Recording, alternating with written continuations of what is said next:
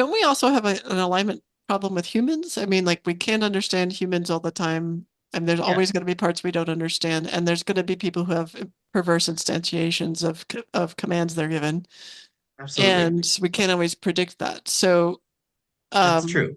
what? So yeah. So how does it? Yeah.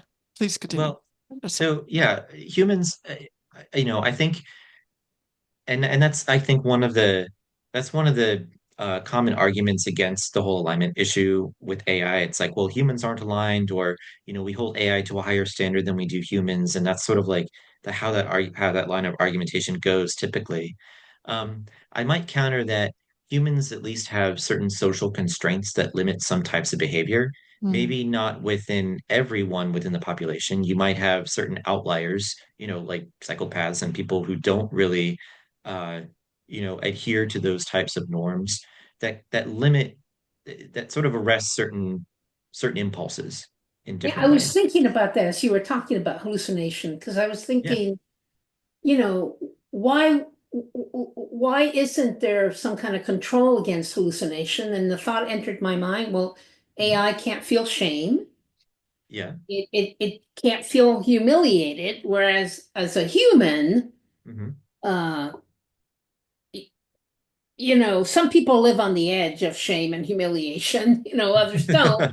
But even if you Yeah. don't, you're like constantly thinking, is this too far-fetched for me to say?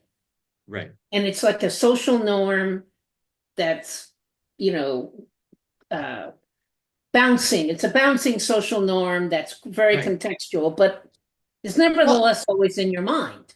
well, Right. let's de-stereotype that. I think it's always in your mind for someone who is concerned about. I mean, I just don't think it's always in everyone's mind. I think we have evidence that that's not always in everyone's mind, right? Yeah. Like if The you're in, potential for shame or or even humiliation. should, is it going to look bad if I say this? I mean, Yes, we Yeah. need our artists for whom that's not in their mind because if it of were, course. they That's wouldn't right. make them do the Yeah, things they were doing, we need right? our people who Right. are contrarians and who Yeah, actually enjoy being right. The different. contrary thing. Yeah, Right. Right. And then Totally. there are those who just don't even monitor whether it's absurd, and we need them right. too. So it's like maybe it comes back to in terms of AI, like can we value AI for what it can offer, but be really aware of what it cannot offer? Yeah, I think that makes a lot of sense. I think there are a lot of good use cases for AI where having that capacity to hallucinate and to, come up with things that are really outside the box is a good thing.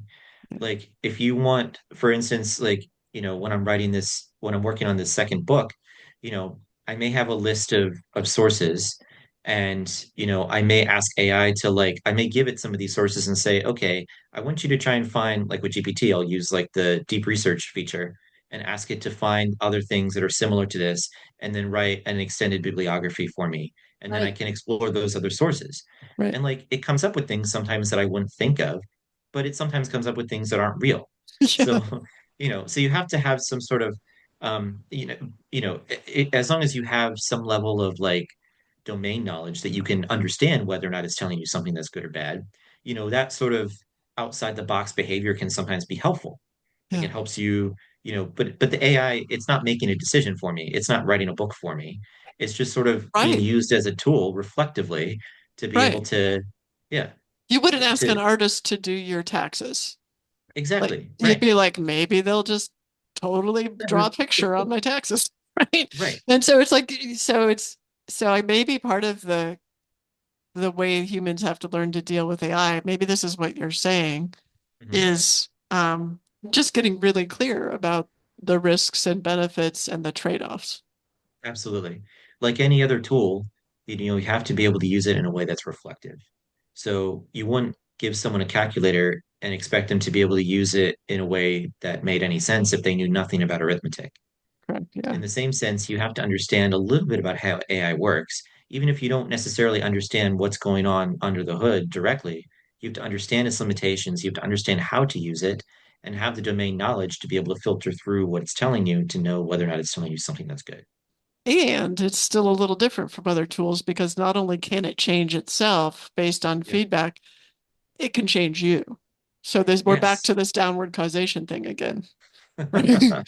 Yeah, I So, mean, people, go yeah. ahead. No, go ahead. Go ahead. Finish your thought.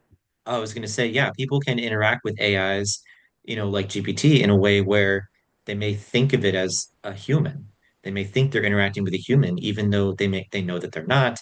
It comes across in that way. And that, of course, could probably shape human behavior in certain ways.